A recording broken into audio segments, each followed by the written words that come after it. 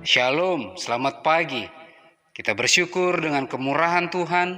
Pada pagi hari ini kita bisa berjumpa kembali dalam renungan pagi bersama yang diambil dari buku Maranatha Tuhan Datang yang ditulis oleh hamba Tuhan Nyonya Ellen G. White. Semoga kita semuanya tetap sehat, kuat diberkati, dan terus berada dalam lindungan Tuhan. Sebelum kita mendengarkan pekabaran firman Tuhan, mari kita sama-sama berdoa. Ya Tuhan Allah Bapa kami yang bersama dalam tata surga, berbicaralah ya Tuhan karena kami telah siap untuk mendengarkan. Dalam nama Yesus kami berdoa, amin. Pekabaran firman Tuhan pada pagi hari ini berjudul, Lihatlah Anak Domba Allah. Ayat intinya diambil dari Yohanes 1 ayat yang ke-29. Lihatlah anak domba Allah yang menghapus dosa dunia. Keterangannya, Yohanes mempunyai sifat bersalah dan kelemahan yang biasa pada manusia, tetapi jamahan kasih ilahi telah mengubahnya. Pada waktu pekerjaan Kristus sudah dimulai, murid-murid Yohanes datang kepadanya dengan pengeluhan bahwa semua orang sudah mengikuti guru yang baru. Yohanes menunjukkan betapa jelasnya ia mengerti akan hubungannya dengan Mesias dan betapa senangnya ia menyambut orang yang olehnya ia menyediakan jalan. Tidak ada seorang pun yang dapat mengambil sesuatu bagi dirinya, katanya, kalau tidak dikaruniakan kepadanya dari sorga. Kamu sendiri dapat memberi kesaksian bahwa aku telah berkata, aku bukan Mesias, tetapi aku diutus untuk mendahuluinya. Itulah sukacitaku, dan sekarang sukacitaku itu penuh. Ia harus makin besar, tetapi aku harus makin kecil.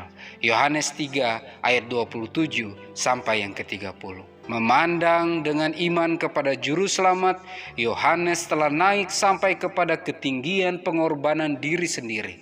Ia berusaha tidak menarik manusia kepada dirinya sendiri, tetapi mengangkat pikiran mereka lebih tinggi dan sampai setinggi-tingginya, sampai mereka berhenti di atas anak domba Allah. Ia sendiri hanyalah suatu suara yang berseru-seru di padang gurun. Kini dengan senang ia menerima supaya bungkam dan tersisih, supaya mata semua orang dapat dialihkan kepada terang kehidupan. Mereka yang benar dalam panggilan sebagai utusan-utusan Tuhan tidak akan mencari kebesaran bagi diri sendiri. Kasih bagi diri sendiri akan lenyap ditelan oleh kasih akan Kristus. Mereka akan memaklumi bahwa adalah pekerjaan mereka untuk mengabarkan sama seperti Yohanes Pembaptis. Lihatlah anak domba Allah yang menghapus dosa dunia. Yohanes 1 ayat yang ke-29. Mereka akan meninggikan Yesus dan dengan dia kemanusiaan akan ditinggikan. Jiwa nabi itu yang hampa diri telah diisi dengan terang ilahi. Ia menyaksikan kemuliaan Juru Selamat. Dalam kemuliaan Kristus inilah semua pengikutnya akan mendapat bagian. Kita dapat menerima terang surga hanya bila kita rela menghampakan diri. Kita dapat mengerti tabiat Tuhan dan menerima Kristus oleh iman hanya bila kita mau menawan setiap pikiran supaya taat kepada Kristus.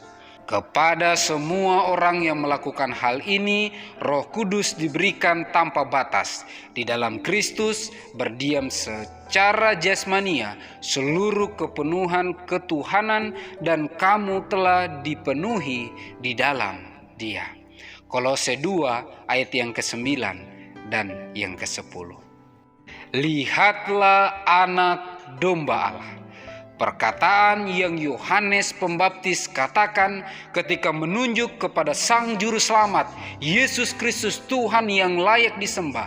Seharusnya perkataan yang sama akan diucapkan oleh hamba-hamba Tuhan, umat-umat Tuhan yang menantikan kedatangan Kristus yang kedua kali.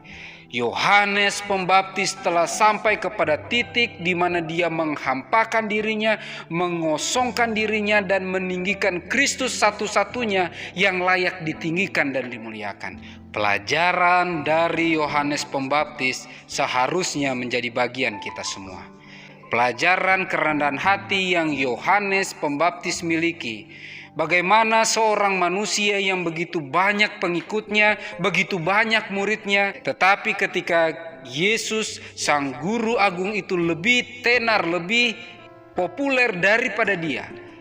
Perkataan Yohanes Pembaptis, biarlah ia semakin besar dan aku semakin kecil. Semoga kerendahan hati yang Yohanes Pembaptis miliki bisa menjadi bagian kita semuanya. Dan hal ini bisa nyata dalam kehidupan kita apabila kita terus datang berserah sepenuhnya dalam kendali kuasa Tuhan, mengizinkan Dialah yang berkarya dan bertata dalam kehidupan kita, sehingga dengan pertolongan Tuhan, nama Tuhanlah yang ditinggikan dan dimuliakan dalam setiap tugas tanggung jawab pelayanan yang kita kerjakan. Mari kita sama-sama berdoa. Ya Tuhan Allah Bapa kami yang bersemayam dalam tata surga, pada pagi hari ini ya Tuhan, terima kasih atas pekabaran firman Tuhan. Mengingatkan kami untuk terus melihat kepada anak domba Allah, bukan kepada manusia, bukan kepada diri kami sendiri. Dan bagi kami masing-masing kiranya roh kerendahan hati yang telah hidup nyata dalam kehidupan Yohanes Pembaptis bisa menjadi bagian kehidupan kami, terlebih khusus ketika kami terus berserah dan bergantung sepenuhnya kepadamu. Bantu kami untuk lebih peka akan kehendak Tuhan dan lebih siap untuk menghidupkan agendamu dalam kehidupan kami. Kami rindu ya Tuhan, kami bisa siap menerima roh hujan akhir dan kiranya meterai Allah yang hidup menjadi bagian kehidupan kami. Diberkatilah seluruh umat-umat Tuhan dengan kesehatan, kekuatan, umur yang panjang. Diberkati dengan murah-murah rezeki dari surga. Dalam setiap pergumulan yang dihadapi, sakit, penyakit, duka cita, atau pergumulan apapun yang sedang dialami, kiranya tangan kasih Tuhanlah yang menjadi solusi kekuatan dan memberikan jalan keluar bagi kami masing-masing. Terpujilah namamu ya Bapa, dalam nama Yesus kami berdoa. Amin. Maranatha, Tuhan datang. Tuhan Yesus memberkati.